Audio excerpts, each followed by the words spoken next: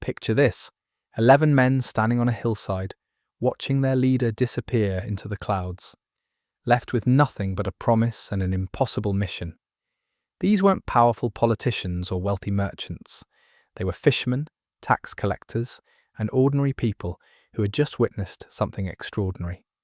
Yet from this humble beginning, they would spark a movement that would reshape empires, topple kingdoms, and influence billions of lives across 2,000 years.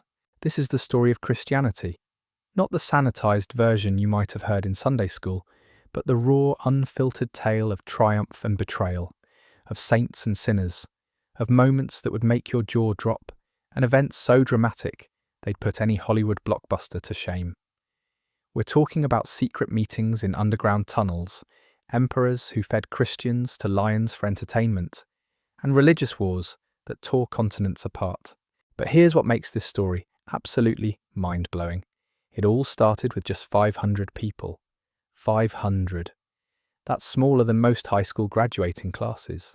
Yet somehow, against all odds, this tiny group would go on to become the largest religion in human history, spanning every continent and surviving every attempt to destroy it. Today, we're diving deep into this incredible journey. We'll witness the birth of the early church, follow the footsteps of the apostles as they spread across the known world, and see how a persecuted minority became the dominant force in the Roman Empire. We'll explore the rise and fall of empires, the corruption of power, the courage of martyrs, and the political intrigue that would make Game of Thrones look like a children's bedtime story. Trust me when I say, this isn't your typical history lesson. This is a tale of human ambition, divine intervention, and the relentless march of an idea that refused to die. So buckle up, because we're about to embark on a 2,000-year journey that will change how you see the world. Our story begins in the year 33, in a dusty corner of the Roman Empire called Judea. Jesus Christ has just ascended into heaven, leaving behind his bewildered followers with what seems like an impossible task: go and make disciples of all nations. The Roman Empire stretched from Britain to the Middle East, covering millions of square miles and ruling over countless diverse peoples. The idea that a handful of uneducated men from a backwater province could somehow reach this entire world must have seemed laughable. But something extraordinary happened just 9 days later. It was the day of Pentecost, and the 12 apostles were gathered together, probably still trying to figure out what they were supposed to do next. Suddenly, the Holy Spirit descended upon them with a power that transformed everything. Peter, who had denied Jesus just weeks before, stood up and delivered a speech that would change history. Here's where it gets incredible. 3,000 people converted that very day. 3,000. Can you imagine the chaos, the excitement, the absolute pandemonium as word spread through the streets of Jerusalem that something miraculous was happening? This wasn't just a religious service, this was the birth of a movement that would shake the foundations of the world. But Jerusalem was just the beginning. The real adventure started when persecution forced these early Christians to scatter like seeds in the wind. One of the most fascinating stories involves Philip, who found himself sharing the gospel with an Ethiopian court official. This wasn't just any official either. This man held a position of incredible power in the royal court of Ethiopia. When he converted and returned home, he carried Christianity into Africa, establishing one of the oldest Christian communities in the world. Meanwhile, the message was spreading like wildfire throughout the Mediterranean. Disciples fled to Phoenicia, Cyprus, and Antioch, establishing churches wherever they went. Antioch would become particularly important. It was the third largest city in the entire Roman Empire, a cosmopolitan hub where East met West. It was here that followers of Jesus were first called Christians, a term that would stick for the next 2,000 years. But the real game changer was a man who initially wanted nothing more than to destroy this new movement. Saul of Tarsus was an educated, zealous Pharisee who saw Christianity as a dangerous heresy that needed to be stamped out. He was present at the stoning of Stephen, the first Christian martyr, and he was on his way to Damascus to arrest more Christians when something happened that would alter the course of human history.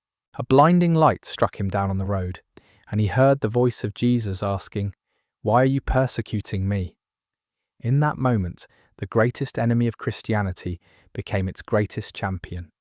Saul became Paul, and his transformation from persecutor to apostle is one of the most dramatic conversions in history.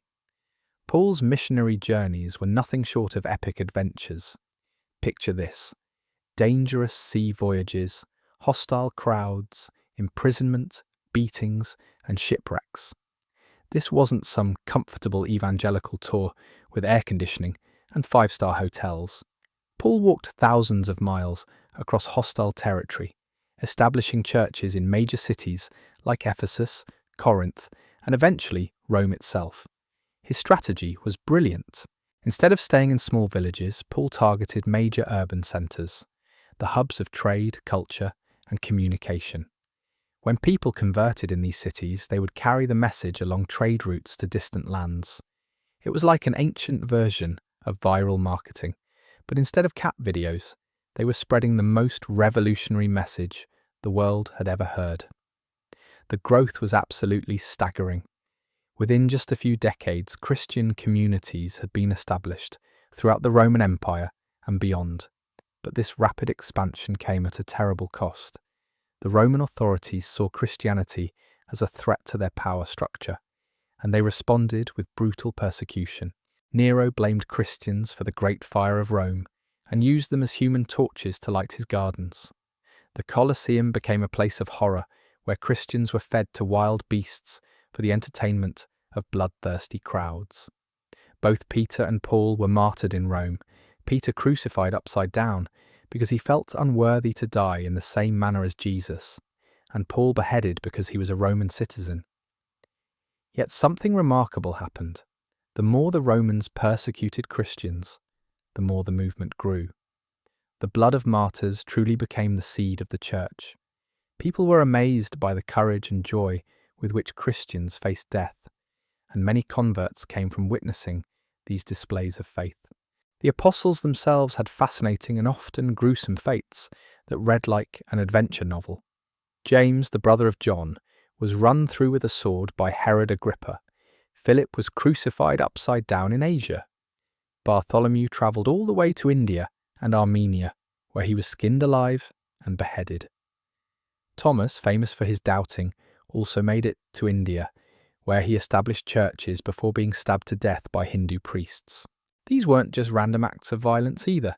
Each apostle strategically targeted different regions of the known world. Andrew went north to what is now Ukraine and southern Russia. Matthew stayed in Palestine before moving to Ethiopia. Simon and Jude made it all the way to the Parthian Empire, where they supposedly converted 60,000 people before being martyred in what is now Lebanon. John, the beloved disciple, had perhaps the most dramatic story of all. The Romans tried to execute him by throwing him into a cauldron of boiling oil, but miraculously he was unharmed. So they banished him to the island of Patmos, where he received the visions that would become the Book of Revelation. After his release, he lived in Ephesus, and his last words were reportedly, "Little children, love one another." By the end of the first century, Christianity had spread far beyond what anyone could have imagined. There were thriving Christian communities from Spain to India, from Britain to Ethiopia. The apostles had established a network of churches throughout the Mediterranean world, led by three major centres, Rome, Alexandria, and Antioch. But the apostolic age was ending, and new challenges were emerging. As the original eyewitnesses died off, questions arose about authority, doctrine, and leadership. Who had the right to speak for the church? How should Christians interpret the teachings of Jesus? What happened when different communities taught different things? The second generation of Christian leaders, known as the Apostolic Fathers, stepped up to fill this void. These were men who had been taught directly by the apostles, and they carried forward the authentic Christian message. Clement of Rome wrote to the church in Corinth, rebuking troublemakers and establishing principles of church order. Ignatius of Antioch on his way to martyrdom in Rome's Colosseum, wrote letters encouraging churches throughout the Mediterranean. But perhaps the most touching story is that of Polycarp, Bishop of Smyrna.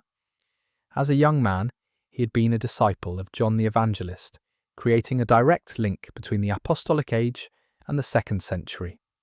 When he was finally arrested at the age of 86, the authorities offered him a chance to save his life if he would curse Christ. His response has echoed through the ages. 86 years I have served him, and he has done me no wrong. How can I blaspheme my King and Saviour? They tried to burn him at the stake, but according to witnesses, the flames wouldn't touch him. Finally, they ran him through with a sword, and it's said that so much blood flowed from the wound that it extinguished the fire. Even in death, Polycarp had made his point. This faith was worth dying for. The early church wasn't just fighting external persecution either. Internal threats were just as dangerous. False teachers began to emerge, twisting the Christian message for their own purposes. Valentinus taught that only his special disciples possessed secret knowledge that could lead to salvation. Marcion claimed that the God of the Old Testament was actually an evil being, completely separate from the God revealed by Jesus. One of the most dangerous heretics was Simon Magus, who had actually tried to buy spiritual power from Peter himself. Simon followed Peter around the Mediterranean, performing magic tricks and claiming to be the true saviour. He taught that his followers would be saved by grace alone, without any need for good works. But he meant this in the worst possible way, using it as an excuse for immoral behaviour.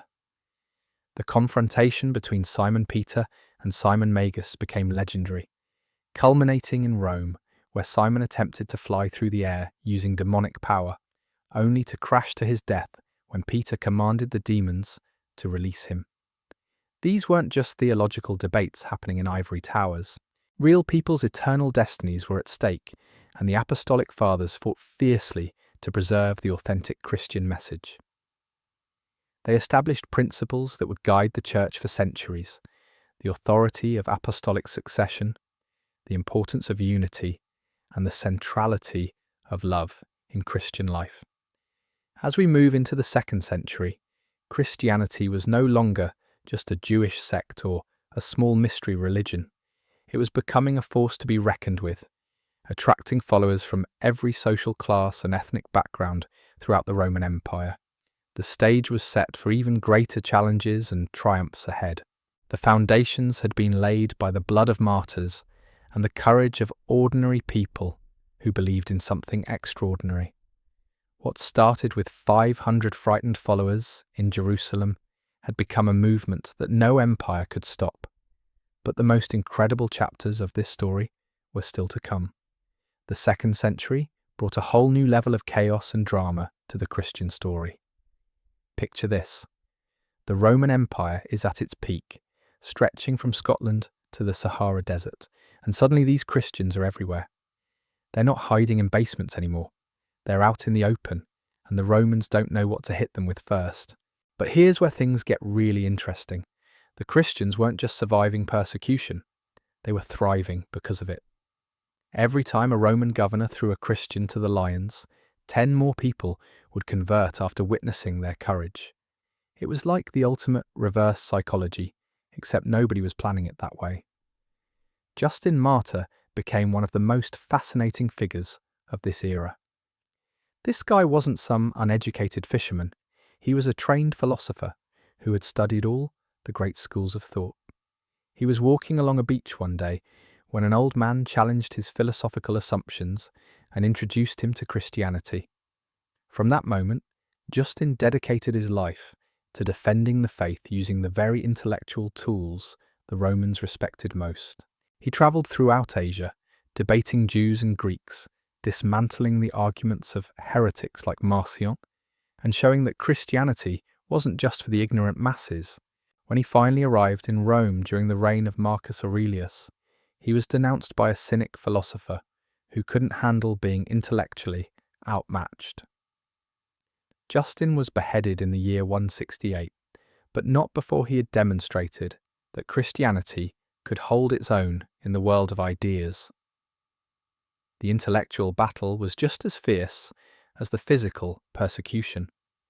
You had brilliant minds like Irenaeus, who had been taught by Polycarp, who had been taught by John the Evangelist, talk about an academic pedigree that went straight back to Jesus himself. Irenaeus travelled from Asia to Gaul, where he became Bishop of Lyon and wrote a massive treatise called Against Heresies that systematically destroyed the Gnostic teachings of Valentinus. These weren't just academic exercises either. Real churches were being torn apart by these false teachings. Imagine being a new Christian in Alexandria and having some smooth-talking teacher tell you that the physical world was created by an evil God, that Jesus never actually had a human body, and that only special people with secret knowledge could be truly saved. It sounds ridiculous to us now, but these ideas were incredibly seductive to people trying to make sense of suffering and evil in the world. The church's response was brilliant. Instead of just shouting down the heretics, they built a systematic theology that could withstand any intellectual assault. They established the principle of apostolic succession, the idea that true authority came through an unbroken chain from the apostles themselves. They identified the core books that would eventually become the New Testament, and they created a governance structure that could maintain unity across vast distances and cultural differences. The three great centres of Rome, Alexandria, and Antioch weren't just random choices either. These were the New York, London, and Tokyo of the ancient world, massive cosmopolitan cities where ideas, trade, and culture converged. The bishops of Rome and Alexandria took the title of Pope, while Antioch's leader was called Patriarch. Under them were archbishops in major regional cities and metropolitans who supervised smaller areas. It was like a corporate structure designed to spread a message rather than maximize profits. But even within this organized system, drama was brewing. One of the first major internal conflicts was something called the Quartodeciman controversy, which sounds boring until you realize it nearly split the church in half. The Christians in Asia, following the tradition of John the Evangelist, celebrated Easter on the 14th day of the Jewish month of Nisan, regardless of what day of the week it fell on. Everyone else celebrated it on Sunday. Pope Victor I threatened to excommunicate the entire Asian church over this issue. Can you imagine? He was ready to throw out entire regions of Christianity over a calendar dispute. Fortunately, Irenaeus intervened and basically told Victor to chill out and show some Christian love. Eventually, the Sunday celebration became universal, but it took decades of negotiation. Meanwhile, new heresies kept popping up like whack-a-mole. The Theology Byzantium taught adoptionism, the idea that Jesus was born as a regular human and was later adopted by God as his son. Sabellius introduced modalism, teaching that the Father, Son, and Holy Spirit were just different masks worn by the same divine person. This might sound like theological hair-splitting, but these ideas struck at the very heart of what Christians believed about Jesus and salvation. The church's response was swift and decisive. Theotokos was excommunicated by Victor. Sabellius got the boot from Pope Calixtus. The message was clear. You could debate the finer points of theology, but mess with the core doctrines and you were out. The 3rd century brought even more colourful characters and dramatic confrontations. Take Hippolytus, for example. This guy was a brilliant theologian who wrote The Refutation of All Heresies, systematically destroying the arguments of Gnostics and other false teachers. Everyone expected him to become pope, but when Zephyrinus was elected instead, Hippolytus had what can only be described as a theological tantrum. He set himself up as an anti-pope. Basically, the first church split based on hurt feelings and wounded pride. The story gets better though.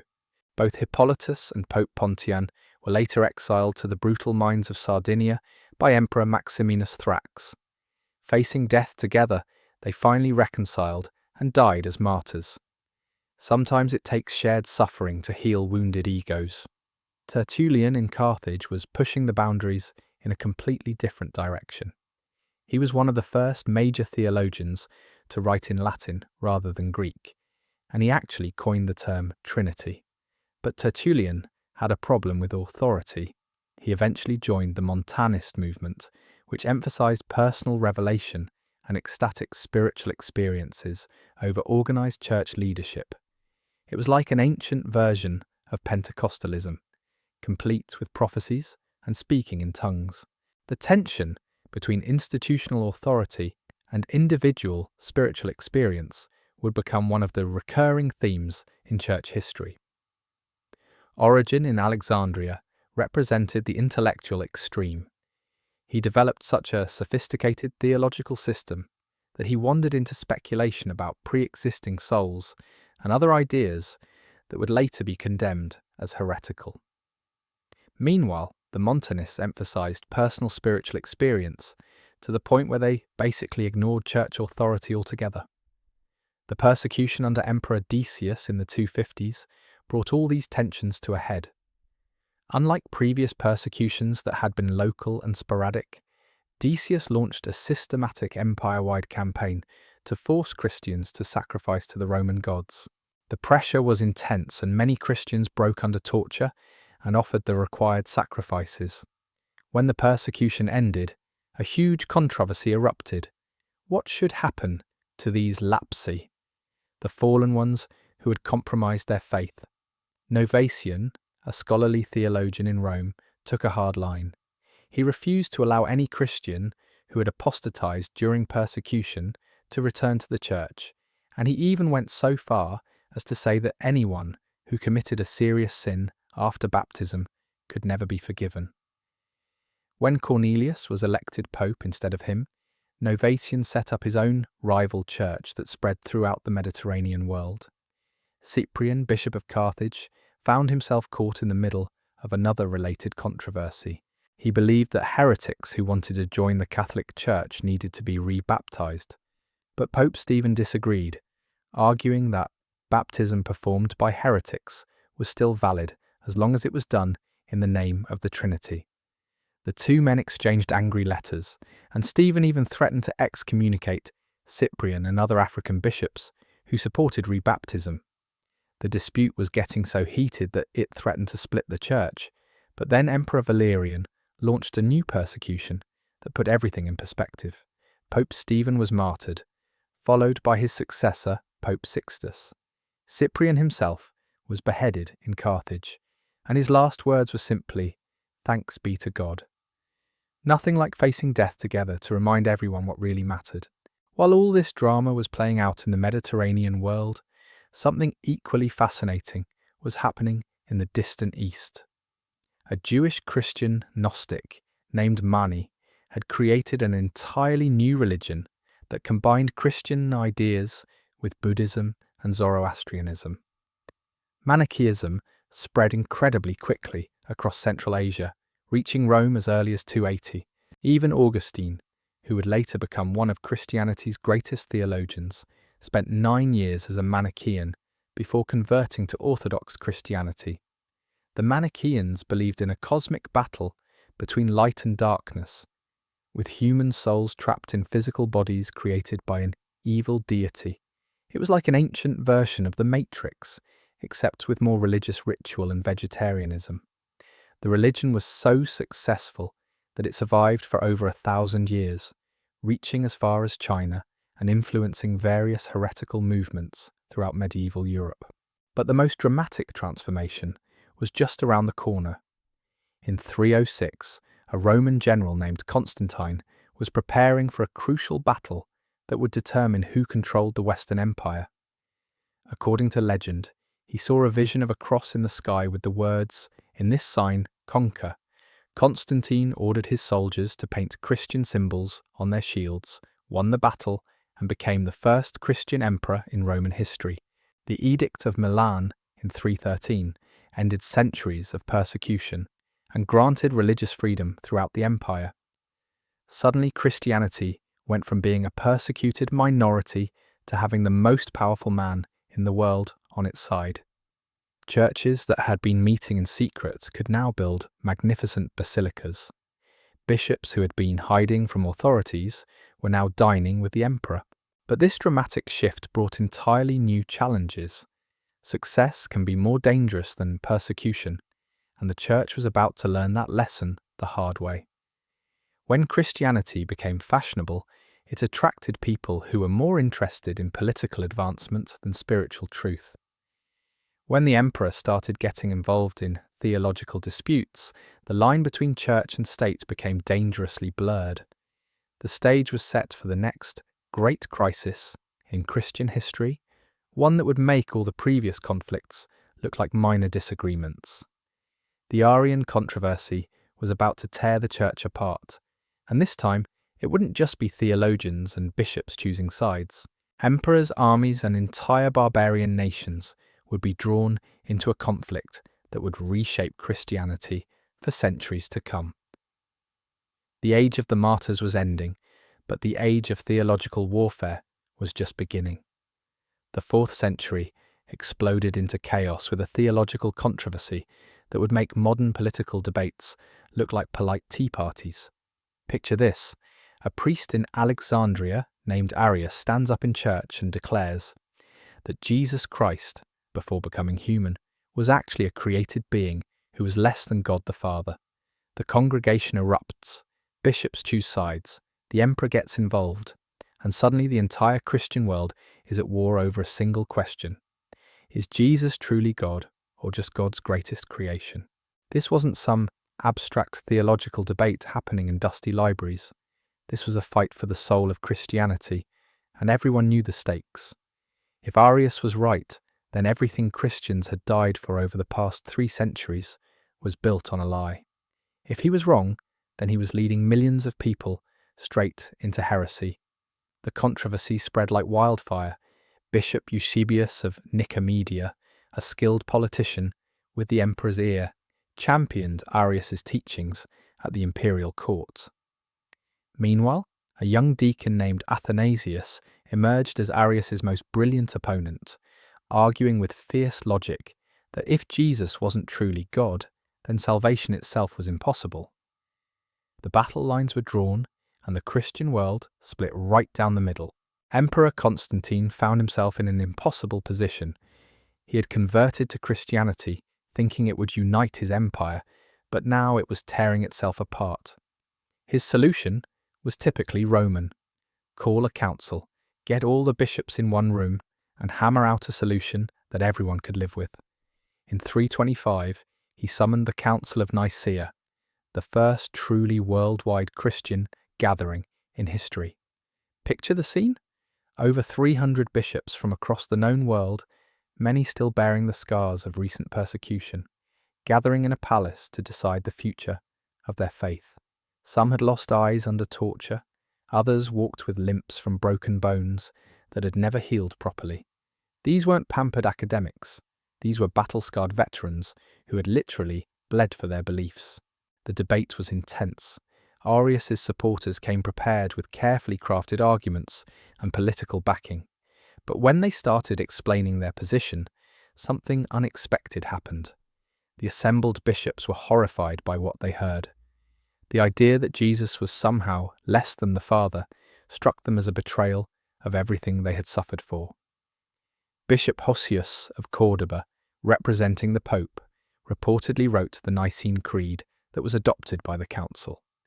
The key phrase was consubstantial, meaning that the Father and Son shared the same divine essence. It was a word that would echo through centuries of theological debate. The council overwhelmingly rejected Arianism and established the doctrine that Jesus was true God and true man. But here's where the story takes a dramatic twist. The council should have settled the matter, but instead it just made things worse. Eusebius of Nicomedia was a master manipulator who quickly worked his way back into Constantine's good graces. Within a few years, he had convinced the emperor that the real troublemakers were the bishops who supported the Nicene Creed. The persecution started all over again, except this time it was Christians persecuting other Christians. Eustathius of Antioch was deposed in 330. Athanasius of Alexandria was exiled in 335. Orthodox bishops fled to Rome for protection, while Arian bishops took over their churches with imperial backing. It was like a hostile corporate takeover, except the stakes were eternal souls instead of quarterly profits. Constantine's successor, Constantius II, was even more committed to Arianism. He made Eusebius bishop of the new imperial capital, Constantinople, and systematically removed Orthodox bishops throughout the empire. When Pope Julius tried to restore the exiled bishops, Constantius responded by banishing Pope Liberius for 2 years. The message was clear: even the Bishop of Rome wasn't beyond the emperor's reach. The situation became so desperate that at the Third Council of Sirmium in 357, a church council actually rejected the Nicene Creed and declared that the Father was greater than the Son. Imagine that, a council of Christian bishops voting to overturn the most fundamental Christian doctrine. It was like watching democracy vote to abolish itself. But the most brilliant political move was yet to come. Eusebius sent a missionary named Ulfilas to convert the Gothic tribes of Europe. Ulfilas was incredibly successful. He created the Gothic alphabet, translated the Bible into Gothic, and converted entire barbarian nations to Christianity. There was just one problem. He converted them to Arian Christianity. This decision would have consequences that lasted for centuries. When the Western Roman Empire fell, it was conquered by Arian barbarians who saw Orthodox Christians as enemies. The Visigoths, Ostrogoths, Vandals, and other Germanic tribes all followed the Arian version of Christianity. Suddenly the tables were turned. Orthodox Christians found themselves as a persecuted minority under barbarian rulers who considered them heretics. The Vandals were particularly vicious. When they conquered North Africa, they systematically persecuted Orthodox Christians, forcing bishops into exile and closing Catholic churches. Augustine died during the siege of Hippo, and the great theological tradition of North African Christianity was nearly destroyed. The irony was bitter. The same faith that had survived 3 centuries of Roman persecution was now being crushed by barbarian Christians who worshipped a different version of Jesus. Meanwhile, something remarkable was happening in an unexpected corner of the Christian world. A Gothic princess named Clotilde had married Clovis, king of the Franks, and was quietly working to convert him to Orthodox Christianity. In 508, Clovis was baptized as a Catholic, not an Arian. This single event changed the course of European history. The Franks became the champions of Orthodox Christianity, eventually driving out the Arian kingdoms and establishing what would become the Holy Roman Empire. But the theological battle was far from over. Emperor Theodosius I finally came to power in 379 and decided to end the controversy once and for all. His approach was characteristically Roman: issue an edict, make orthodoxy the official religion, and outlaw everything else. The Edict of Thessalonica in 380 commanded the entire empire to follow the Orthodox Christian faith as preserved by the Pope in Rome and the Pope in Alexandria. The Council of Constantinople in 381 sealed the deal with 150 bishops ratifying the Orthodox faith and condemning various heresies. They also made a power grab that would cause trouble for centuries, elevating Constantinople to second place in the church hierarchy based solely on its political importance as the new imperial capital. Rome and Alexandria were not amused. Here's where things get really messy. The Council Fathers had been fighting Arianism for so long that they created new problems while solving the old ones. Heretical Arian writers had forged documents under the names of Orthodox Church Fathers, and some of these forgeries contained ideas about Jesus having only one nature, one energy, and one will. When these forgeries were later accepted as authentic, they set the stage for entirely new controversies that would eventually split the church again. The 5th century opened with the 3 great sees of Constantinople, Alexandria, and Antioch, locked in a 3-way power struggle that was part theology, part politics, and pure soap opera. John Chrysostom, a brilliant preacher from Antioch, was appointed Bishop of Constantinople in 398. His sermons were so powerful that people called him Golden Mouth, but his harsh criticism of the wealthy and powerful made him plenty of enemies. Theophilus, Pope of Alexandria, saw an opportunity to take down a rival.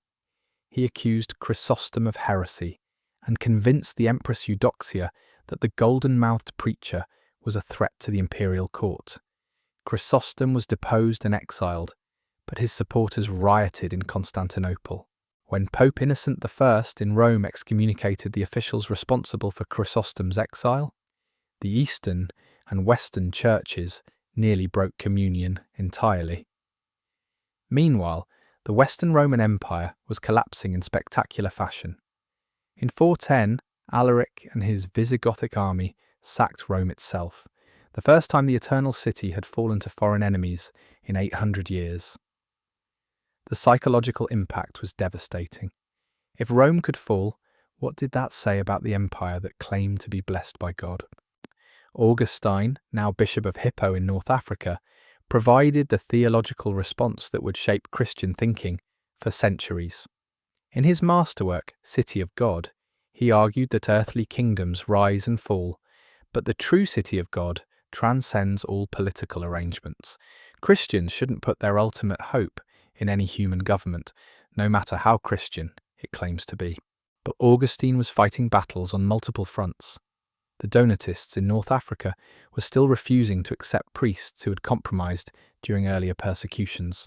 The Pelagians were teaching that people could live holy lives through their own effort without needing God's grace. And the African bishops were getting increasingly frustrated with appeals to Rome, forbidding their clergy from seeking papal intervention in local disputes. The conflict with Rome came to a head in 426 when the African bishops wrote an angry letter to Pope Celestine, basically telling him to mind his own business and stop interfering in African church affairs. It was a direct challenge to papal authority that could have split the church, but then the Vandals invaded North Africa in 429, and the whole argument became academic. When barbarian armies are burning down your cities, ecclesiastical jurisdiction disputes tend to lose their urgency. The theological circus wasn't finished yet, though. In 428, a priest from Antioch named Nestorius was appointed Bishop of Constantinople, and he immediately stirred up a hornet's nest. Christians had been honouring Mary as Theotokos, the Mother of God, for centuries, but Nestorius objected. He argued that Mary was only the mother of Christ's human nature, not his divine nature, so calling her the Mother of God was technically incorrect. This sounds like theological nitpicking, but it struck at the heart of how Christians understood the Incarnation. If Jesus was truly one person with two natures, then Mary had given birth to that one person who was both God and man. Denying her the title Mother of God seemed to divide Jesus into two separate persons. Cyril, Pope of Alexandria, saw his chance to take down another bishop of Constantinople. He received authorization from Pope Celestine in Rome to depose Nestorius, and the Council of Ephesus in 431 did exactly that. But John, Patriarch of Antioch, was furious that Alexandria was deposing yet another Antiochene bishop and set up his own rival council. For a while, there were two competing councils excommunicating each other until John finally backed down. The followers of Nestorius didn't just disappear, though. They fled to the Persian Sassanid Empire, where they established the Church of the East. The Persian rulers were happy to host Christians who were in conflict with their Byzantine enemies, and Nestorian Christianity eventually spread as far as China and India. It's one of history's great ironies. A heresy condemned in the Roman Empire became the vehicle for some of Christianity's most successful missionary expansion. But the biggest drama was still to come. Cyril of Alexandria had quoted some forged documents during the Nestorian controversy, and these forgeries contained the idea that Jesus had only one nature after the Incarnation. Cyril's successor Dioscorus thought this was authentic church teaching and saw another opportunity to humble Constantinople. When Bishop Flavian of Constantinople condemned a monk named Eutyches for teaching that Jesus had only one nature. Both men appealed to Rome. But Dioscorus had the ear of Emperor Theodosius II, who allowed him to convene what became known as the Robber Council of Ephesus in 449. This council deposed Flavian and endorsed the one-nature teaching, directly contradicting Pope Leo I's famous tome, which clearly taught that Jesus had two natures. The whole situation was spinning out of control when Emperor Theodosius suddenly died, and the new Emperor Marcian was loyal to Pope Leo. Leo called for a new council and wrote his theological masterpiece explaining that Jesus was one person with two natures, without confusion, without mixture, without change, without separation. The Council of Chalcedon in 451 accepted Leo's teaching and condemned Dioscorus. But this time, the attempted solution created a permanent split. The people of Egypt, Syria, and Palestine rejected Chalcedon entirely. They formed what became known as the Oriental Orthodox Churches, the Coptic Church in Egypt, the Syriac Orthodox Church, the Armenian Apostolic Church, and others. These churches have remained separate from both Rome and Constantinople for over 1,500 years, maintaining their own patriarchs and rejecting what they see as the heretical two-nature doctrine. The great irony is that much of this split was based on misunderstanding and politics, rather than genuine theological differences. Modern scholarship suggests that the Oriental Orthodox churches were actually teaching the same basic truths as Chalcedon, just using different terminology. But by the time anyone figured this out, the split had become so entrenched that healing it seemed impossible. The 5th century ended with Christianity fractured into competing factions, the Western Roman Empire in ruins, and barbarian kingdoms ruling over much of what had once been the Christian heartland. The age of martyrs and theological debates was giving way to something entirely new, an era where Christianity would have to learn how to survive and thrive in a world where political power, theological truth, and cultural identity were all tangled together in ways the apostles never could have imagined. The church that had started with 500 believers in Jerusalem was now spread across 3 continents, spoke dozens of languages, and encompassed millions of people. But it was also more divided than ever before, and the challenges ahead would test whether this ancient faith could maintain any kind of unity in an increasingly complex and dangerous world. The 6th century opened with Christianity teetering on the edge of complete collapse. Picture this nightmare scenario. Aryan barbarian kingdoms had conquered virtually all of Western Europe. The Byzantine Empire was locked in bitter theological disputes with its own Christian subjects. Rome had been sacked multiple times and was now ruled by heretical Germanic kings. The once mighty church seemed to be fragmenting into a dozen different factions, each claiming to represent the true faith. But just when everything looked hopeless, unexpected heroes emerged from the most unlikely places. In 508, something extraordinary happened that would change the course of history. King Clovis of the Franks, a barbarian warlord who controlled what is now France, made a decision that sent shockwaves throughout Europe. Instead of following the Arian Christianity of other Germanic tribes, he converted to Orthodox Catholicism. This wasn't just a personal religious choice. This was a geopolitical earthquake. Suddenly, Orthodox Christianity had a powerful military champion in the heart of barbarian Europe. The Franks began pushing back against the Arian kingdoms, and for the first time in over a century, Catholic Christianity was on the offensive rather than just trying to survive. Meanwhile, in the East, Emperor Justin I pulled off one of the most dramatic theological reversals in church history. In 519, he forced all his bishops to submit to a formula that affirmed Leo's tome and declared that anyone who disagreed with the Bishop of Rome was not in communion with the Catholic Church. After decades of supporting heretical bishops, the Byzantine Empire was officially back in the Orthodox camp. But here's the catch. The Oriental Orthodox churches in Syria and Egypt wanted nothing to do with this reconciliation. They had been burned too many times by imperial promises and political manoeuvring. They refused to accept Leo's tome, rejected the Council of Chalcedon, and maintained their own separate hierarchies. The split that had begun in 451 was becoming permanent, creating parallel Christian civilizations that viewed each other with deep suspicion. The theological wars weren't over either. A new controversy emerged that was even more confusing than the previous ones. Emperor Justinian, desperate to reunify his fractured empire, came up with what seemed like a brilliant compromise. He decided to condemn certain writings from the previous century, texts that had been written by people who eventually accepted Chalcedon but had earlier expressed ideas that sounded Nestorian.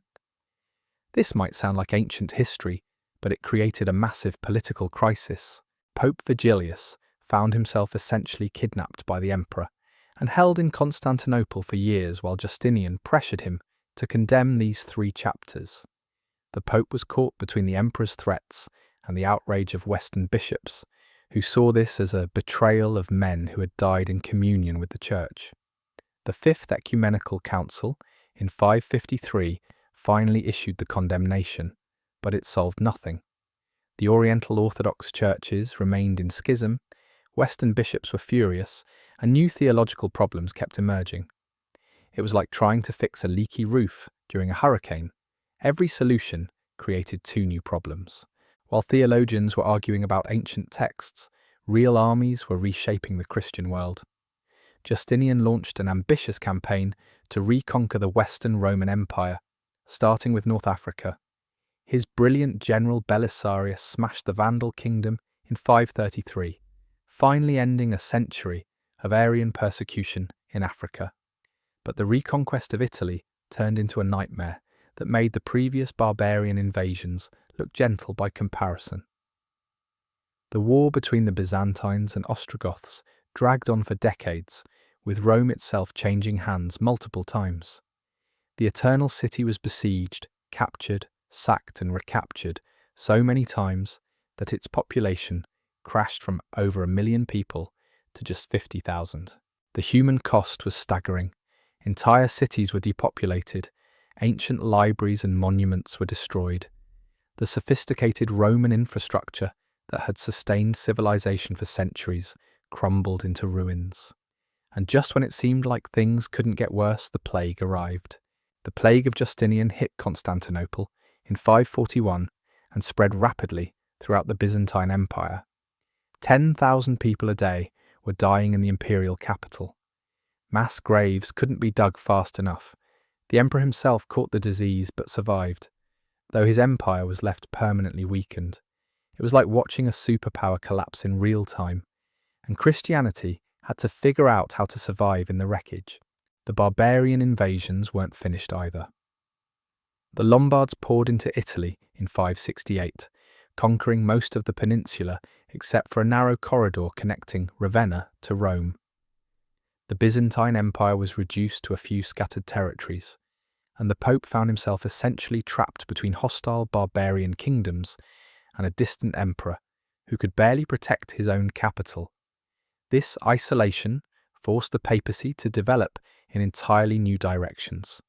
Pope Gregory the Great, who reigned from 590 to 604, essentially became the ruler of Rome in everything but name. He organized the city's defenses, negotiated with barbarian kings, managed vast estates to feed the population, and sent missionaries throughout Europe. The Pope was transforming from a purely spiritual leader into a temporal ruler, setting the stage for centuries of church-state conflicts. Gregory's missionary strategy was brilliant. Instead of waiting for barbarians to come to Rome, he sent trained missionaries to convert them in their own territories. Augustine of Canterbury was dispatched to England in 597, where he successfully converted the pagan Anglo-Saxon kings who had conquered Roman Britain. It was a textbook example of adaptation. If Christianity couldn't survive in its traditional strongholds, it would find new ones. The 7th century brought challenges that made everything before look like a warm-up act. While Christians were fighting among themselves, a completely new religion was emerging in the Arabian Peninsula. Muhammad and his followers exploded out of the desert with a military and religious fervour that caught everyone completely off guard. The speed of the Islamic conquests was absolutely mind-blowing. Damascus fell in 635. Jerusalem was captured in 637. Alexandria surrendered in 641. Within a single generation, the Muslim armies had conquered territories that had been Christian for centuries. The great patriarchal sees of Antioch and Alexandria, two of the three original centres of Christian authority, were now under Islamic rule. Here's what made this even more devastating. Many of the Oriental Orthodox Christians actually welcomed the Muslim conquerors as liberators. They had suffered under Byzantine persecution for so long that Islamic rule seemed preferable to continued harassment by their fellow Christians. Some Coptic and Syriac Christians even fought alongside the Arab armies against the Byzantines. The psychological impact was enormous. These weren't just military defeats, they felt like divine judgment. How could God allow the Holy Land itself to fall to non-Christians? How could cities, where the apostles had preached, now be ruled by people who denied that Jesus was the Son of God? Christians across the remaining Byzantine Empire struggled to make sense of what seemed like the collapse of everything they held sacred. But the theological circus wasn't over yet. Emperor Heraclius, desperate to unite his remaining Christian subjects, came up with yet another compromise doctrine called monoenergism. The idea that Jesus had one energy or activity despite having two natures.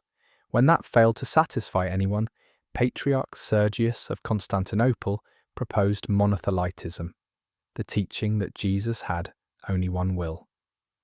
Pope Honorius in Rome made one of the most controversial decisions in papal history when he agreed with this compromise, writing that Jesus indeed had one will because he had assumed human nature as it existed before Adam's fall, without any sinful inclinations. This seemed reasonable at the time, but it would later be condemned as heretical by an ecumenical council. The monothelite controversy dragged on for decades, creating yet another schism between East and West. Pope Martin I was arrested by Byzantine troops and died in prison for refusing to accept the emperor's theological decrees. Maximus the Confessor, the brilliant theologian who defended the Orthodox position, had his tongue cut out and his right hand chopped off before being exiled to die in a remote prison. The irony was bitter. While Christians were torturing each other over whether Jesus had one will or two, Muslim armies were conquering Christian territories faster than anyone could have imagined possible. By the end of the 7th century, Islamic rule extended from Spain to Central Asia, encompassing more than half of what had once been the Christian world. The Umayyad Caliphate even besieged Constantinople itself from 674 to 678, coming closer to conquering the Byzantine capital than any previous enemy. The Byzantines survived by using a terrifying new weapon called Greek fire, a liquid that burned on water and couldn't be extinguished. But everyone knew it was a close call that might not be repeated. Meanwhile, something remarkable was happening in Western Europe. The Lombard kings in Italy were gradually converting from Arianism to Orthodox Christianity. King Aripert I converted in 653, followed by his successors. By the end of the 7th century, all the major barbarian kingdoms in Western Europe had abandoned Arian heresy and accepted Catholic orthodoxy. This religious unification had enormous political implications.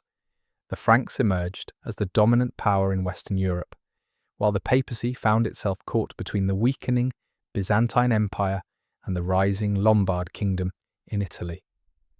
When the Lombards captured Ravenna in 751, ending centuries of Byzantine rule in northern Italy, Pope Zachary made a fateful decision that would reshape European history. Instead of appealing to the distant Byzantine emperor for help, the Pope turned to Pepin the Younger, whom he crowned King of the Franks. The Franks invaded Italy, defeated the Lombards, and granted most of the former Byzantine territories to the Pope as his temporal domain. The Papal States were born, marking the beginning of the Pope's role as both spiritual leader and secular ruler. This alliance between the papacy and the Frankish kingdom would prove to be one of the most consequential political arrangements in European history. It gave the Church the military protection it needed to maintain independence from both Byzantine emperors and Lombard kings, but it also entangled the papacy in the violent world of medieval politics in ways that would create problems for centuries to come. The 8th century saw Christianity adapting to a radically transformed world.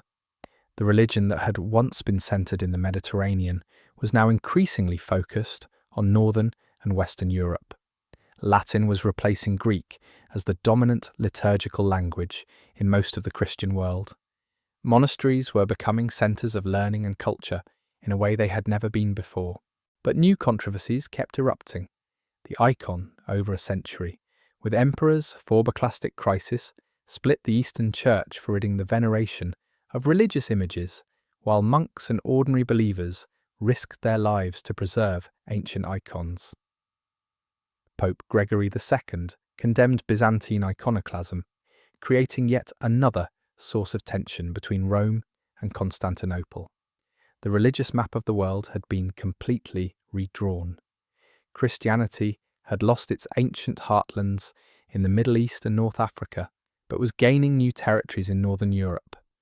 The Church was learning to speak Germanic languages, adapt to tribal customs, and find ways to make the gospel relevant to cultures that had never known Roman civilization.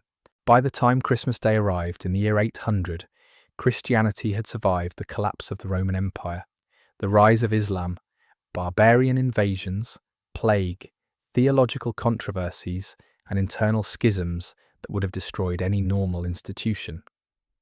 When Pope Leo III placed a crown on Charlemagne's head in St. Peter's Basilica and proclaimed him Holy Roman Emperor, it symbolized the beginning of a new era.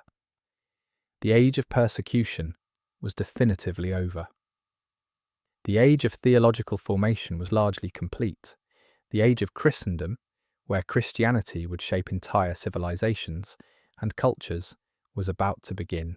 But with political power came new temptations, and the Church was about to discover that success could be just as dangerous as failure, and that worldly authority could corrupt spiritual mission in ways that no amount of persecution ever could.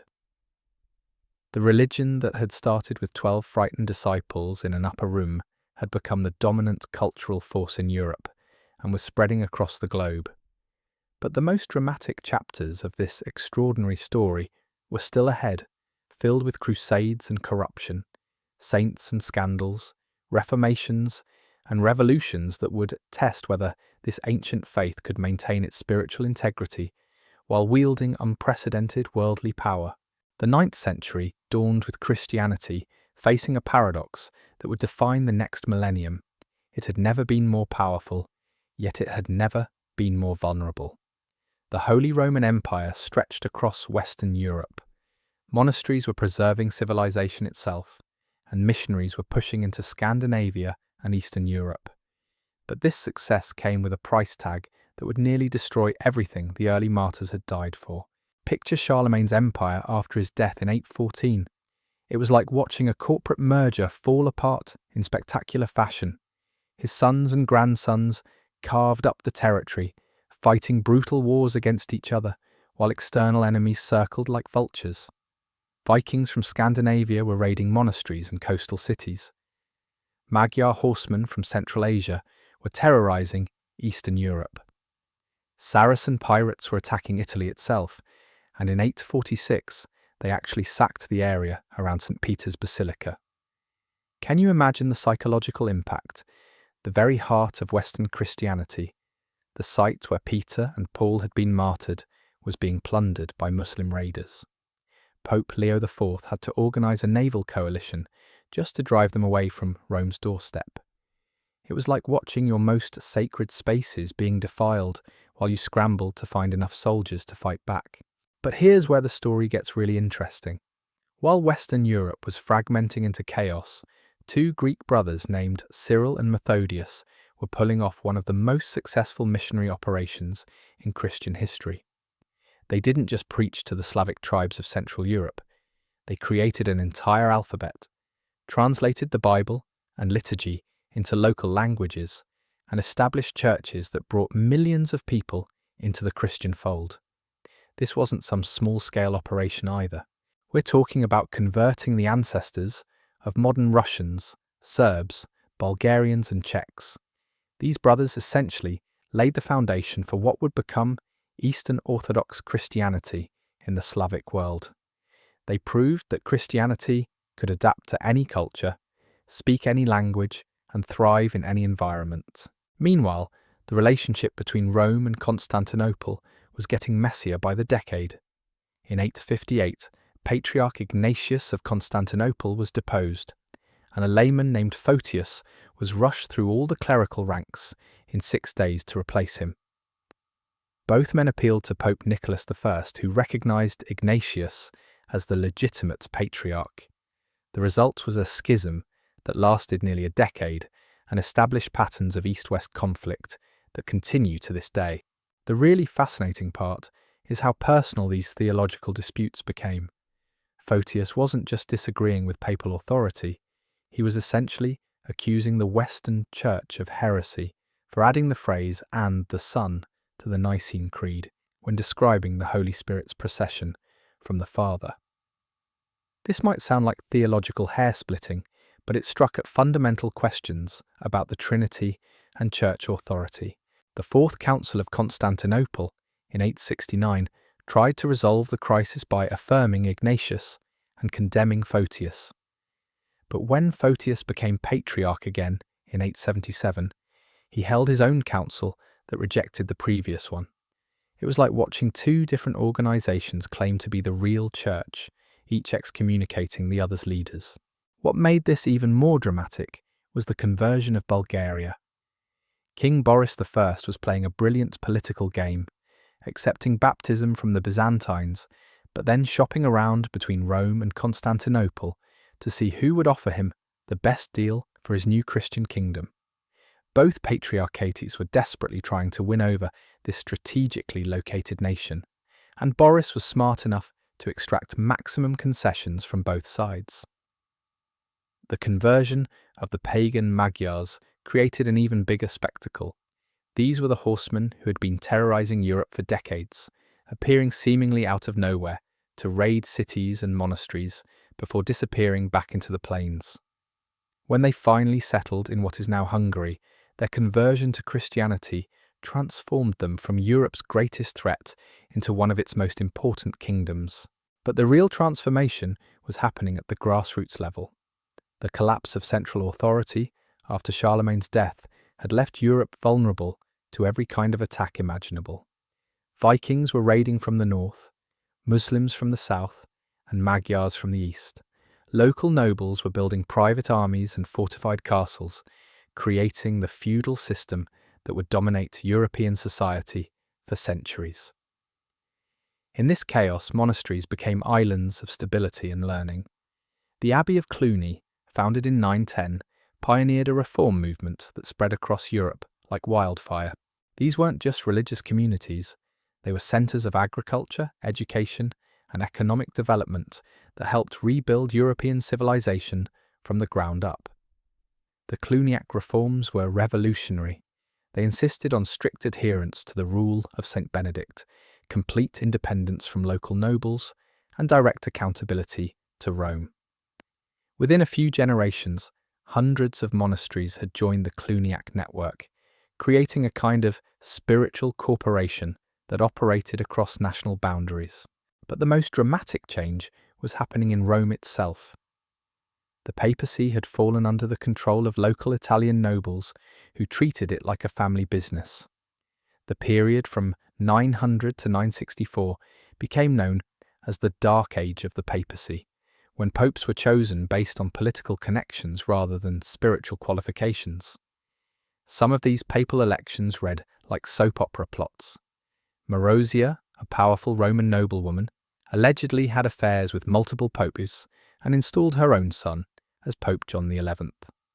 The Tusculani family essentially owned the papal throne for decades, passing it around among their relatives like a hereditary title. It was the exact opposite of everything the early church had stood for. The crisis reached its breaking point when competing factions elected rival popes simultaneously. At one point, there were 3 different men claiming to be the legitimate pope, each with their own supporters and territories. The Western Schism made the earlier theological disputes look like polite academic discussions. This wasn't just an embarrassment, it was an existential crisis. How could the Church claim moral authority when its own leadership was chosen through violence and corruption? How could Christians know which pope to follow when multiple men claimed the same title? The very concept of papal authority was being destroyed by the people who were supposed to embody it. The resolution came from an unexpected source. Otto I, Duke of Saxony, had united the German territories and was strong enough to intervene directly in Italian politics. In 962, he marched into Rome, deposed the corrupt Pope John XII, and established the principle that the Holy Roman Emperor had the right to confirm papal elections. This solved the immediate crisis, but created a much bigger, long-term problem. The Church had gained a protector, but lost its independence. For the next 2 centuries, popes and emperors would fight brutal wars over who had ultimate authority in Christian Europe. The investiture controversy would tear the continent apart and force everyone to choose sides between spiritual and temporal authority. Meanwhile, Christianity was expanding in directions no one had anticipated. Vladimir the Great, ruler of the Kievan Rus, converted to Orthodox Christianity in 988 after reportedly investigating Islam, Judaism, and both Eastern and Western Christianity. His decision to align with Constantinople rather than Rome had enormous consequences for Russian history and created another major centre of Eastern Orthodox Christianity. The conversion stories from this period are absolutely fascinating. Harald Bluetooth of Denmark was baptized in 960, followed by Olaf Tryggvason of Norway and Olaf the Holy of Sweden. These weren't just personal religious decisions, they were geopolitical calculations that reshaped Northern European politics for centuries. But the most significant development was happening in a place that seemed completely marginal to European Christianity. In the mountains of Central Asia, Mongol tribes were beginning to unite under leaders who would eventually create the largest land empire in human history. When they finally exploded outward in the 13th century, they would encounter Nestorian Christianity, Buddhism, Islam, and dozens of other religions, creating a religious marketplace unlike anything the world had ever seen. The year 1000 approached with a mixture of apocalyptic anxiety and millennial hope. Many Christians expected the second coming of Christ, or at least some kind of dramatic transformation of the world. Instead, what they got was the beginning of the High Middle Ages, an era of unprecedented expansion, cultural achievement, and religious fervour that would see Christianity spread to every corner of the known world.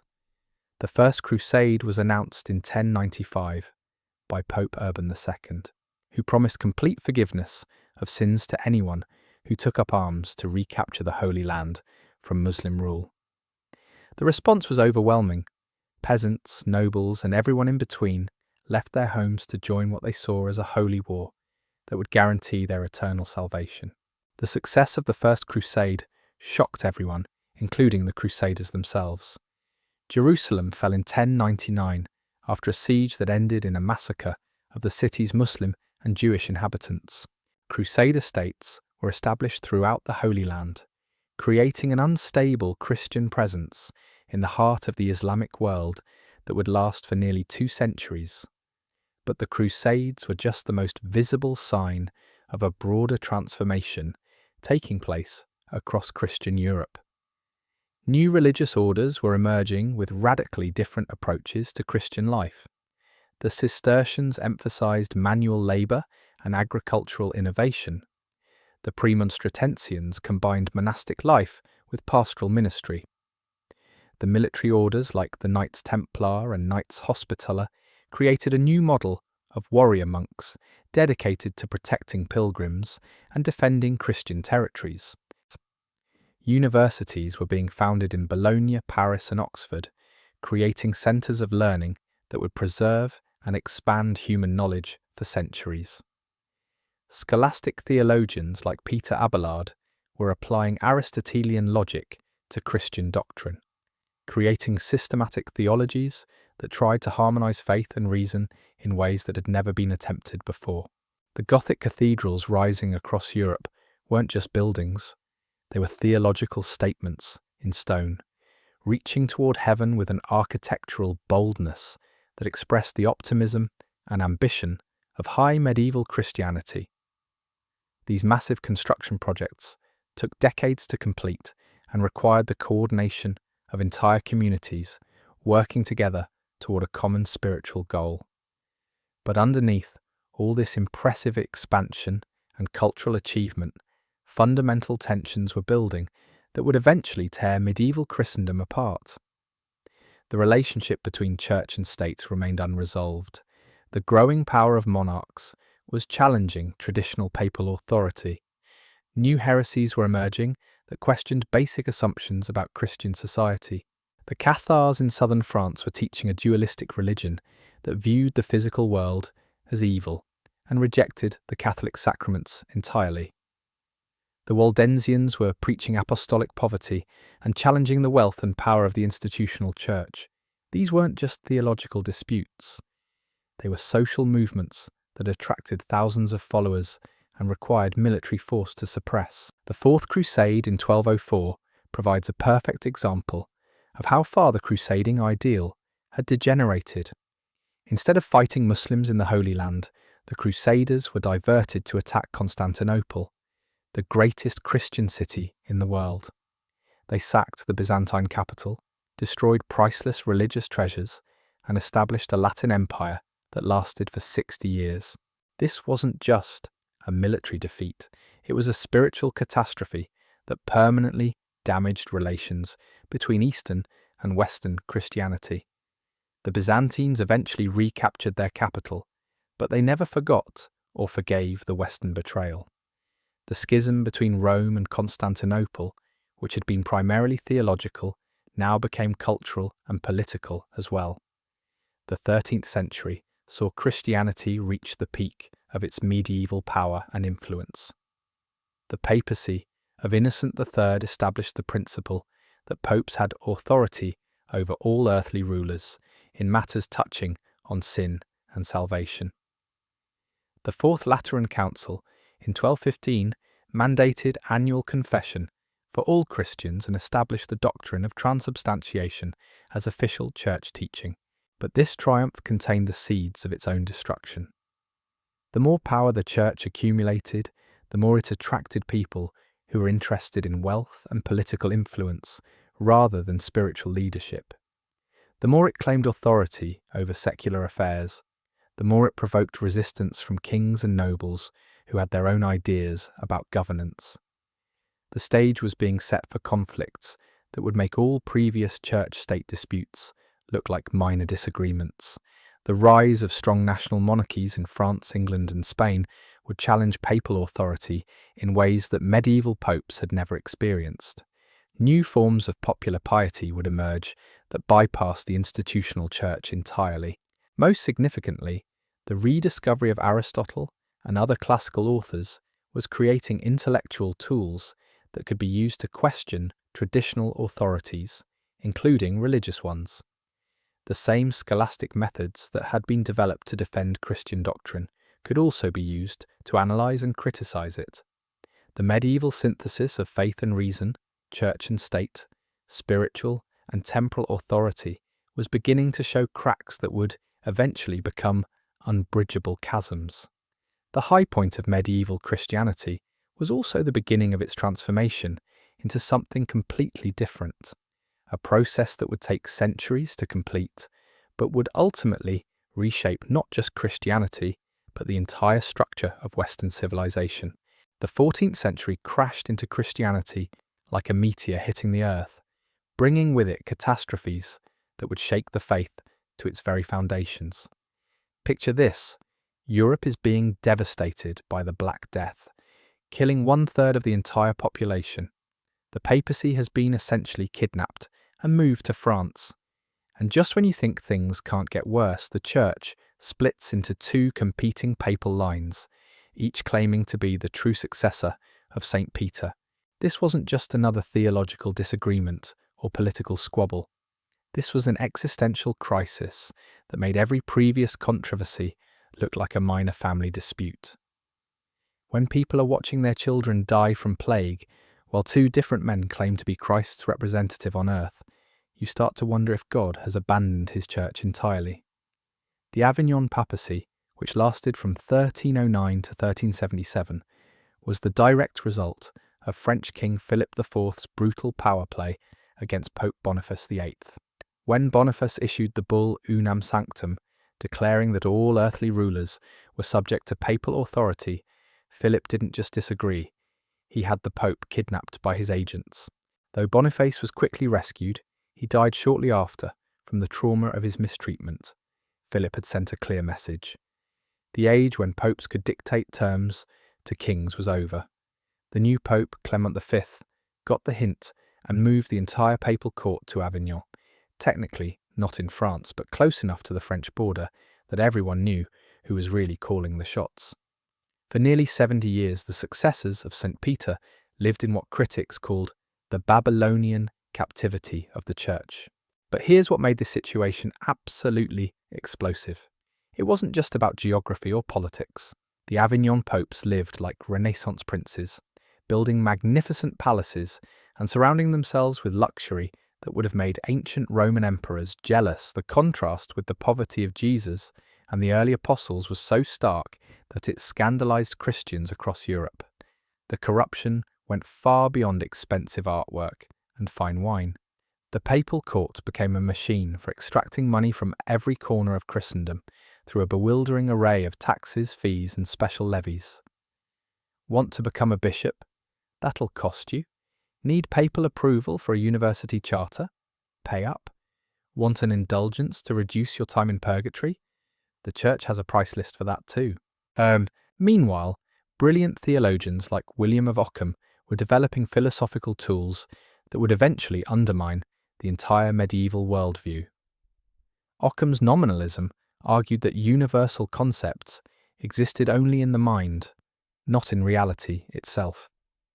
This might sound abstract, but it struck at the heart of how people understood authority, tradition, and truth.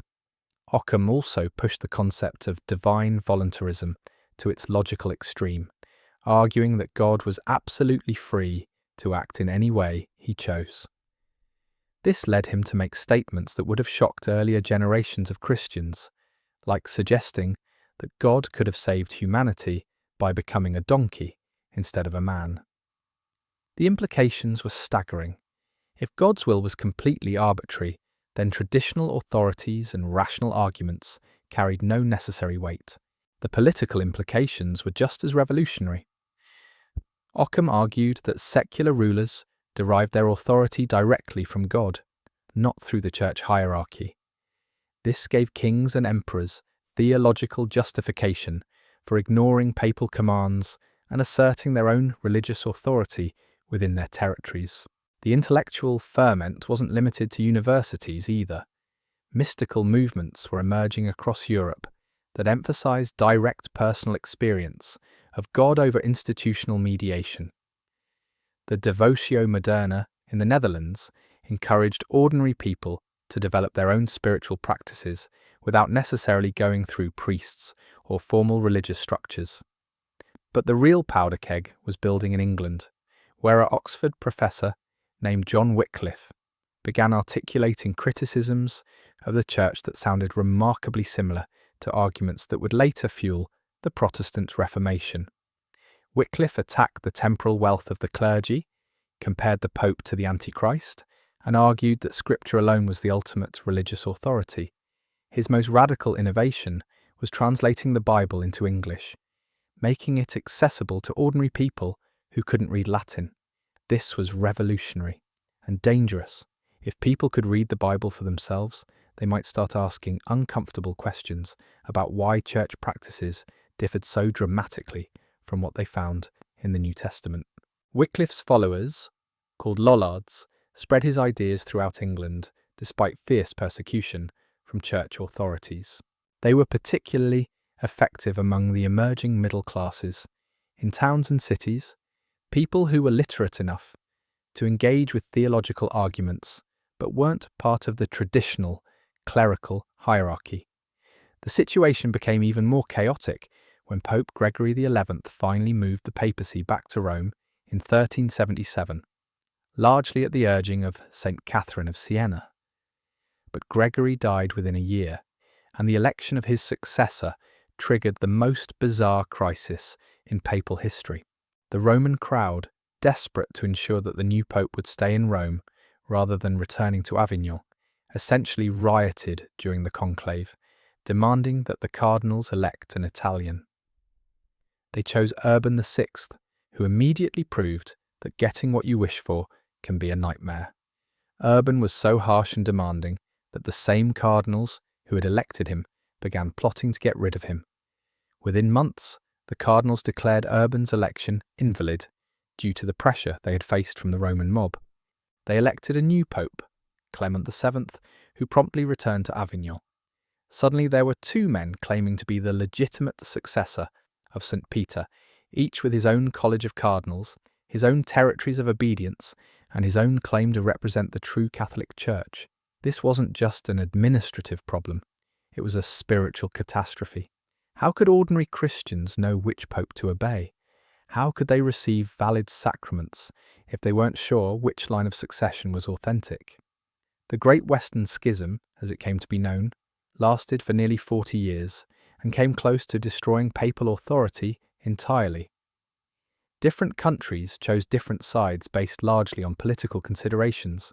France supported the Avignon Pope, while England and Germany backed Rome. Spain was divided, with different kingdoms supporting different papal lines. The Holy Roman Empire was fragmenting anyway, and the schism made political unity even more impossible. The crisis deepened when the Council of Pisa in 1409 attempted to resolve the situation by deposing both existing popes and electing a new one. Unfortunately, neither of the deposed popes accepted the council's authority, so instead of solving the problem, they had created three competing papal lines. It was like watching a train wreck in slow motion, except the train was the institution that claimed to hold the keys to salvation. The conciliar movement that emerged from this chaos represented a fundamental challenge to papal authority. Theologians like Jean Gerson and Pierre Daly argued that church councils had more authority than individual popes, and that the church's ultimate authority resided in the community of believers rather than in a single person. The Council of Constance, which met from 1414 to 1418, finally resolved the schism by forcing all three papal claimants to resign and electing Martin V as the universally recognized pope. But the council also established principles that would haunt papal authority for centuries.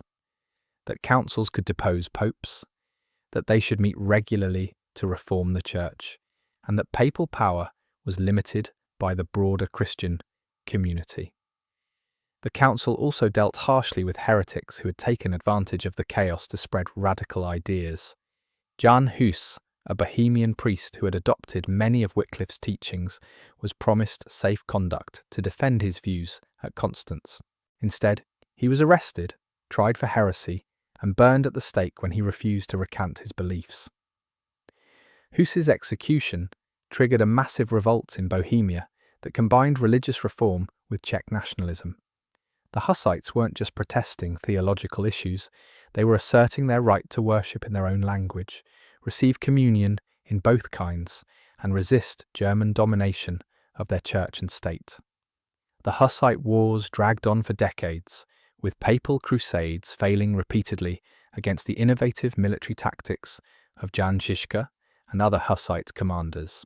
The Hussites developed new forms of warfare that would later influence military development across Europe, but they also created new models of religious organization that challenged traditional Catholic structures. Some Hussite groups, called Tauberites, rejected almost everything they couldn't find explicitly mentioned in the Bible. They abolished the veneration of saints, eliminated religious images, and simplified worship to basic scriptural elements. They were essentially creating a prototype Protestant church 2 centuries before Luther. Meanwhile, the Ottoman Empire was steadily conquering Christian territories in the Balkans and Anatolia. Constantinople, the greatest Christian city in the world, after Rome, was under increasing pressure from Muslim armies that seemed unstoppable. The Byzantine Empire was reduced to the city itself and a few scattered territories, desperately appealing to Western Europe for help that never arrived in sufficient quantities.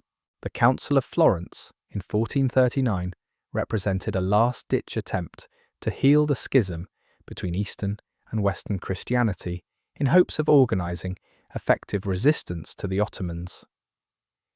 Byzantine Emperor John VIII and Patriarch Joseph II of Constantinople agreed to papal supremacy and the Western position on theological disputes that had divided the churches for centuries.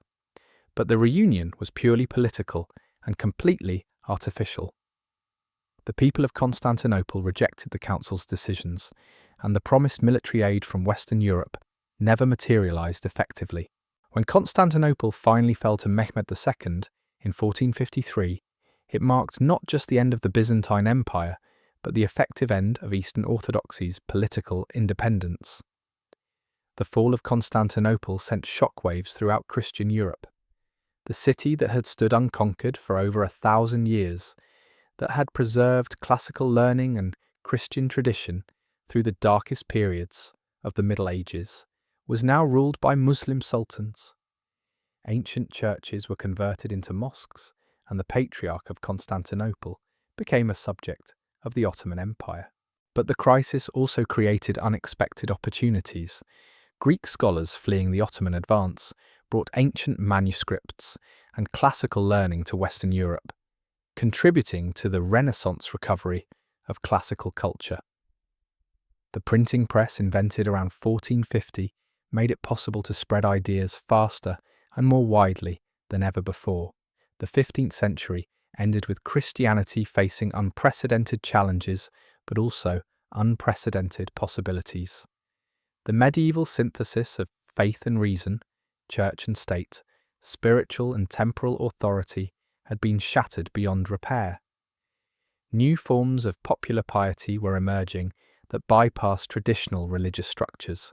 Secular rulers were asserting unprecedented control over religious affairs within their territories.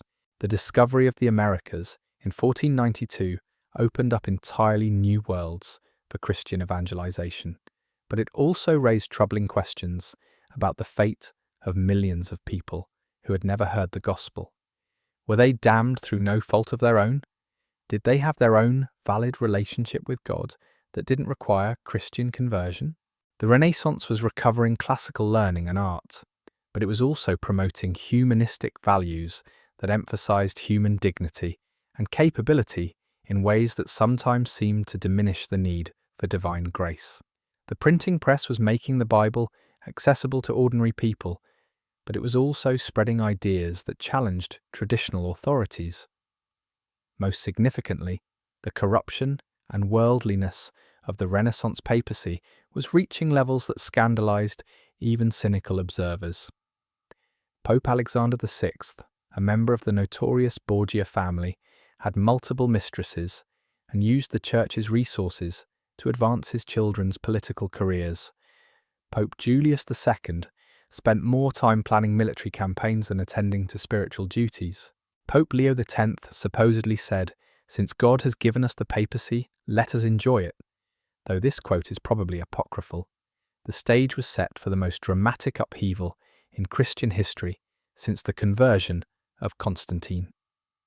A German monk named Martin Luther was about to post 95 theses on a church door in Wittenberg, triggering a revolution that would split Western Christianity permanently and create the modern world in the process.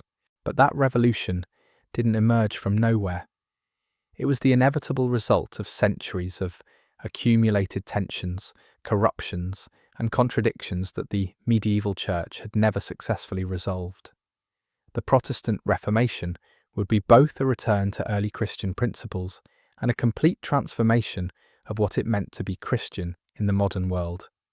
The faith that had started with 12 frightened disciples in an upper room was about to face its greatest test since the first century.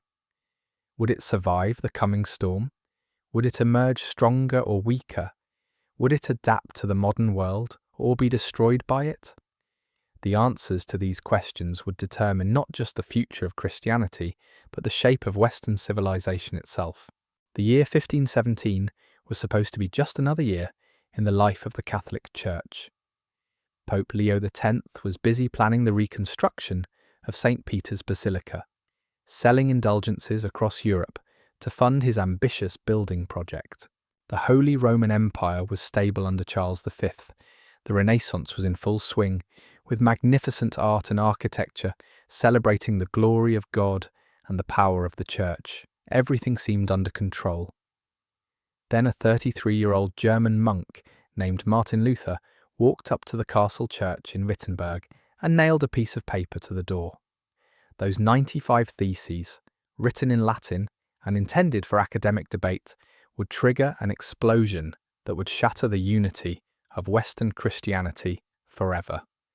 But here's the thing that makes this story absolutely incredible. Luther never intended to start a revolution.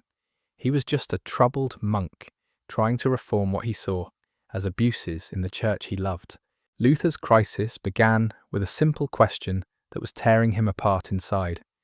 How can a sinful human being ever be acceptable to a perfectly holy God? He had tried everything the medieval church offered: fasting, prayer, pilgrimage, confession, good works, but nothing gave him peace.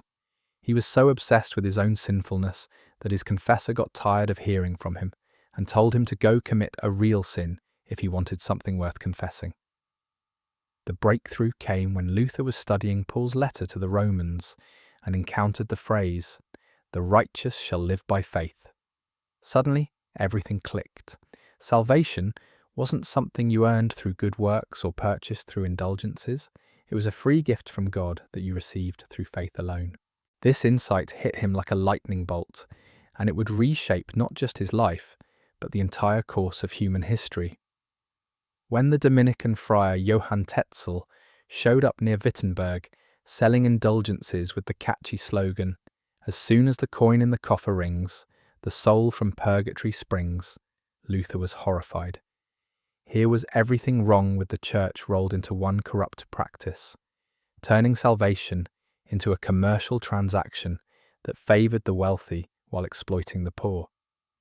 Luther's 95 theses were written as discussion points for academic debate, but the printing press turned them into the world's first viral content. Within weeks, they had been translated into German and were circulating throughout the Holy Roman Empire. Within months, they had reached every corner of Europe. Luther had accidentally discovered the power of mass media, and there was no putting that genie back in the bottle. The church's response was predictably heavy-handed. Instead of addressing Luther's concerns about corruption and theological errors, they tried to silence him through intimidation and legal proceedings. Cardinal Cajetan demanded that Luther recant his teachings without explanation. The papal legate Karl von Miltitz attempted political manoeuvring. Pope Leo X issued the bull Exsurge Domine, giving Luther 60 days to submit or face excommunication. But Luther had tasted intellectual freedom, and he wasn't about to give it up without a fight. At the Leipzig debate in 1519, he went head-to-head with the brilliant Catholic theologian Johann Eck, who manoeuvred Luther into admitting that he disagreed not just with papal authority, but with the decisions of church councils as well. Luther found himself arguing that Scripture alone was the ultimate religious authority, a position that struck at the very foundation of medieval Christianity. The break became irreparable when Luther was summoned to appear before the Diet of Worms in 1521. Standing before Emperor Charles V and the assembled princes of the Holy Roman Empire, Luther was given one final chance to recant his teachings. His response has echoed through the centuries. Unless I am convinced by Scripture and plain reason, I cannot and will not recant anything. For to go against conscience is neither right nor safe. Here I stand. I cannot do otherwise. God help me. Emperor Charles declared Luther an outlaw, but Elector Frederick the Wise of Saxony spirited him away to Wartburg Castle, where Luther spent nearly a year in hiding. It was there that he accomplished something that would prove even more revolutionary than his theological writings. He translated the New Testament into German, making it accessible to ordinary people for the first time. But Luther wasn't the only one challenging papal authority. In Zurich, Switzerland, Huldrych Zwingli was leading his own reform movement that went even further than Luther in eliminating Catholic practices. Zwingli rejected the Catholic understanding of the Mass, removed religious images from churches, and abolished clerical celibacy. When Luther and Zwingli met at the Marburg Colloquy in 1529 to discuss their differences, they couldn't even agree on what Holy Communion meant, proving that Protestantism was going to fragment into multiple competing versions right from the start. Meanwhile, Emperor Charles V was dealing with problems that made the Protestant Reformation look like a minor administrative headache. The Ottoman Empire under Suleiman the Magnificent was pressing into the heart of Europe, conquering Hungary and besieging Vienna itself. Charles was simultaneously fighting France, dealing with revolts in Spain, and trying to maintain control over his scattered territories, while the Lutherans were gaining strength in Germany. The religious map of Europe was being redrawn with stunning speed. In 1521, Sweden broke away from Rome. Denmark and Norway followed in 1536. England's break came in 1534, when Henry VIII declared himself supreme head of the Church of England after the Pope refused to annul his marriage to Catherine of Aragon. Iceland and Greenland went Protestant along with Denmark. By the 1530s, nearly half of Europe had rejected papal authority. But the most successful Protestant leader wasn't Luther or Zwingli. It was a French lawyer named John Calvin who had fled to Geneva after converting to Protestant ideas. Calvin's genius was in creating a systematic theology that could unify the fractured Protestant movement. His Institutes of the Christian Religion became the definitive statement of Reformed Christianity, and his disciples carried Calvinist ideas throughout Europe and eventually to America. Calvin's Geneva became a city on a hill that demonstrated how Protestant principles could reshape an entire society. The city enforced strict moral codes, established universal education, and created new forms of democratic governance that would later influence political development throughout the Western world. Calvin's emphasis on the elect, those predestined by God for salvation, created a sense of mission and purpose that drove Protestant expansion for centuries. The Catholic Church's response was initially confused and divided. Some leaders wanted to address the legitimate concerns raised by Protestant reformers, while others insisted that any compromise would be a betrayal of eternal truth. The Council of Trent, which met intermittently from 1545 to 1563, finally provided the Catholic response to Protestant challenges. Trent was everything the Protestant reformers had hoped a church council wouldn't be. Instead of acknowledging any Protestant points or reforming obvious abuses, the council doubled down on precisely the doctrines that Protestants found most objectionable. They affirmed the authority of tradition alongside Scripture, maintained the necessity of good works for salvation, defended the 7 sacraments, and insisted on clerical celibacy. But Trent wasn't just about rejecting Protestant theology, it was about creating a new kind of Catholicism that would be more disciplined, more centralized, and more effective at competing with Protestant churches. The council established seminaries for training priests, created the Roman Catechism for standardized teaching, and launched the Counter-Reformation that would revitalize Catholic Christianity for centuries to come. The real stars of the Counter-Reformation were the Jesuits, founded by Ignatius of Loyola in 1540. These weren't your typical monks sitting in monasteries copying manuscripts. The Jesuits were spiritual warriors, highly educated and totally committed to advancing Catholic interests wherever they found themselves. They became the Pope's special forces, serving as missionaries, educators, and political advisors across the globe. Jesuit missionaries followed Portuguese and Spanish explorers to every corner of the world. Francis Xavier brought Christianity to Japan and India. Matteo Ricci adapted Christian theology to Chinese culture so successfully that he gained access to the imperial court in Beijing. Roberto de Nobili dressed like a Hindu Brahmin and learned Sanskrit to evangelize in South India. These men were cultural chameleons who could adapt Christian message to any society while maintaining absolute loyalty to Rome. But the Reformation wasn't just about theology, it was reshaping the entire political structure of Europe. The Peace of Augsburg in 1555 established the principle of cuius regio, eius religio. Whoever rules the territory determines its religion. This meant that princes could choose between Catholicism and Lutheranism for their subjects, effectively ending the dream of a unified Christian Europe under papal authority. The religious wars that followed were some of the most brutal conflicts in European history. The French Wars of Religion from 1562 to 1598 claimed over 3 million lives as Catholic and Protestant nobles fought for control of France. The Dutch revolt against Spanish Catholic rule lasted for 80 years and created the first Protestant republic in modern Europe. The 30 Years' War from 1618 to 1648 devastated Central Europe and killed an estimated 8 million people. These weren't just political conflicts with religious overtones, they were holy wars where each side believed God was on their side and their enemies were literally agents of Satan. Catholic armies carried banners of the Virgin Mary and fought to restore the true faith to heretical territories. Protestant soldiers sang hymns as they destroyed Catholic churches and monasteries. The savagery was unprecedented because the stakes seemed infinite. The 30 Years' War finally ended with the Peace of Westphalia in 1648, which established principles that still govern international relations today. The treaty recognized the sovereignty of nation-states, ended the Holy Roman Emperor's claim to universal authority, and granted Calvinists the same rights as Catholics and Lutherans.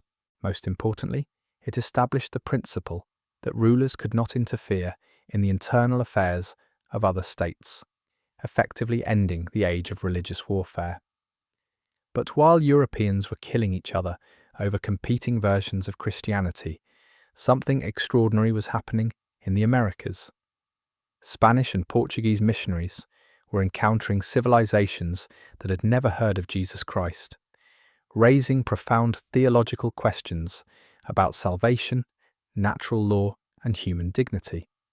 The Spanish conquest of the Aztec and Inca empires brought European diseases that killed millions of indigenous people, but it also brought Christianity to the New World. The apparition of Our Lady of Guadalupe to Juan Diego in 1531 became a symbol of how Christianity could adapt to indigenous cultures while maintaining its essential message. The image miraculously imprinted on Juan Diego's cloak showed the Virgin Mary with indigenous features, speaking to native peoples in their own cultural language. But the evangelization of the Americas also revealed the dark side of European Christianity. The encomienda system enslaved indigenous peoples in the name of bringing them to Christ. African slaves were imported to work on plantations, with some Christians arguing that slavery was justified because it brought Africans into contact with the gospel. The contradiction between Christian principles and Christian practice became glaringly obvious in the colonial context. Some Catholics tried to address these contradictions. Bartolomé de las Casas spent his life fighting for indigenous rights and arguing that forced conversion was contrary to Christian principles. The Jesuit reductions in Paraguay created communities where indigenous peoples could live according to Christian principles while maintaining their own cultural practices. But these were exceptions rather than the rule. Meanwhile, Protestant countries were developing their own approaches to colonization and evangelization. English Puritans in New England saw themselves as creating a city upon a hill that would demonstrate godly society to the world.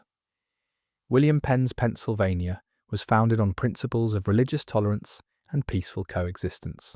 But Protestant colonies were just as capable of violence and exploitation as Catholic ones. The scientific revolution of the 16th and 17th centuries created new challenges for all forms of Christianity. Copernicus demonstrated that the Earth revolved around the Sun, not vice versa, challenging traditional interpretations of Scripture. Galileo's telescope revealed that the heavens weren't perfect and unchanging, as medieval cosmology had claimed. Newton's laws of motion suggested that the universe operated according to natural principles rather than constant divine intervention. The Catholic Church's condemnation of Galileo in 1633 became a symbol of religious obscurantism opposing scientific progress. But the reality was more complex. Many of the greatest scientists of the scientific revolution were devout Christians who saw their research as revealing the glory of God's creation. The conflict between science and religion wasn't inevitable. It developed because institutional authorities felt threatened by ideas that seemed to challenge their interpretations of religious truth. The Enlightenment of the 18th century took scientific rationalism even further, with philosophers like Voltaire and David Hume arguing that reason, rather than revelation, should be the primary source of human knowledge.